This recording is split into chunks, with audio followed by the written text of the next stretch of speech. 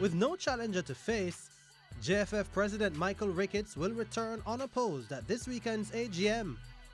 But not many believe he should be back in the high office.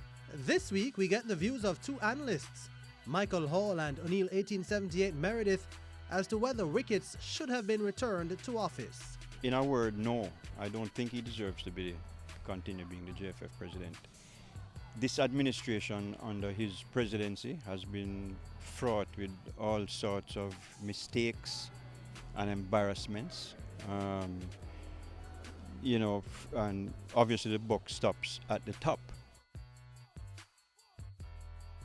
I just don't think that the things that have happened in the past couple of years under his presidency warrant him returning. In fact, if I was him, I probably wouldn't have offered myself for re-election. It's a rare individual who can do that.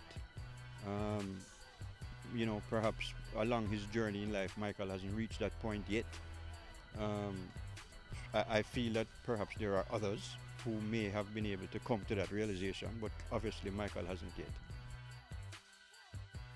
I think that we need to give him his own mandate to at least see what he will do in terms of a number of things he has come out and stated that he'd want to do, or like to do. One of the things that he has said that in terms of changing how he's even elected. So I think maybe we should give him that opportunity to at least show us what he can do. A number of what we deem bad and the perception, Jamaicans tend to take a lot of perception at time and say that's bad. But against what has happened in terms of the debt, a lot of that I can look on that is the reason why their hands are tied to do some of the things that we deem as bad.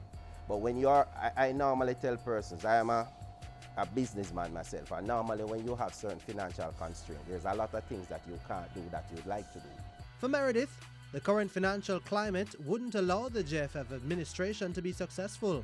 Normally when you're in a situation like the JFF is in, and most of the sporting administration in terms of their debt, which is important, and the financial restraint, because the climate in terms of sponsorship have changed over the last maybe 5 years.